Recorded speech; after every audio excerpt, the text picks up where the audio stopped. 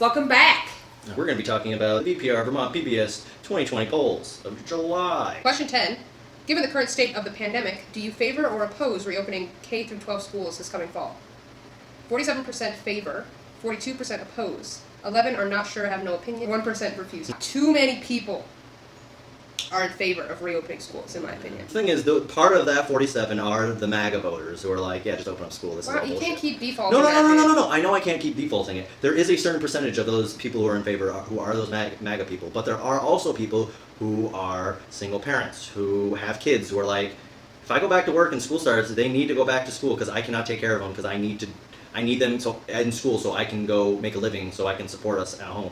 And that I would say probably 20% of those people who are in favor, maybe more, maybe it's more like 27%, are people who are just like, they need to be in school so I can continue to work. I think a lot of the people who opposed are people who work in schools, so teachers, staff, in that level, maybe even some parents who are like, no, my kid is, I think maybe the parents of people who don't have to go back to work or can, still survive in our current climate. So, I don't know, I'm opposed to opening schools. I think that there should have been other conversations going on around how we could still have school, but not in an unsafe way. I'm in the mindset of like looking at what's happening in Georgia, and it's like that kid who got suspended for posting a photo of their crowded hallways. They're back at school in their crowded hallways. No one's wearing. She got suspended.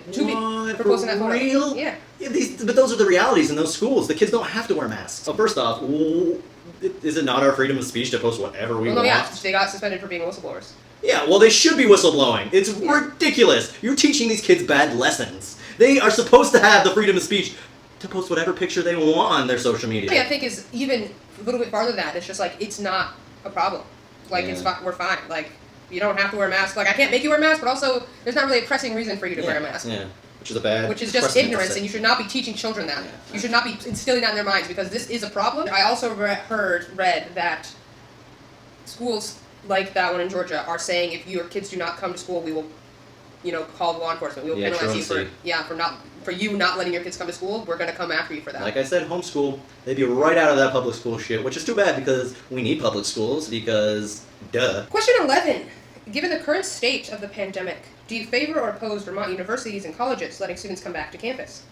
44% favor, 50% oppose, 6% not sure, no opinion, and 0 refuse to answer. More people opposed to this. Which makes sense because a lot of people who come in for college and university are out of state.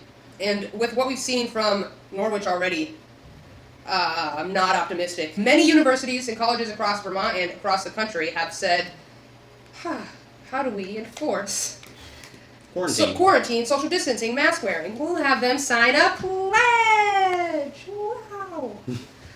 That's not going well. The pledge usually states you wear your masks in common areas. On campus, students are not leaving campus. Many schools are offering tests when you get to campus. And then you have to probably quarantine for the 14 days, exactly. Which, very good. The problem is, these are 18 and 19-year-olds coming back, and they don't give a fuck what you say. This is just the first 14 days, come on. It's not that hard.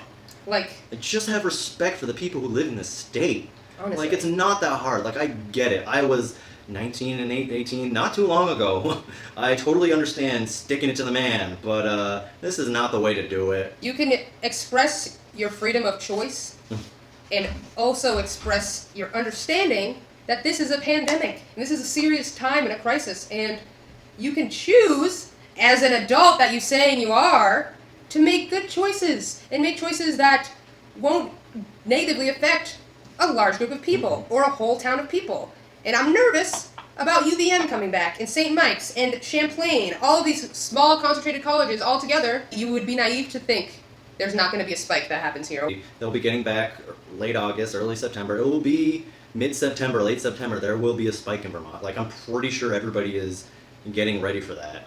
In these pledges, I know it says if they disobey the pledge, they can get reprimanded. The question is, are these schools actually going to reprimand the people who fund their college? I think not, because there will be too many kids not listening to the pledge. I mean, let's just be honest. From what we've seen from Norwich and what we'll see in the upcoming weeks with more college kids coming back into Vermont should be interesting, to say the least.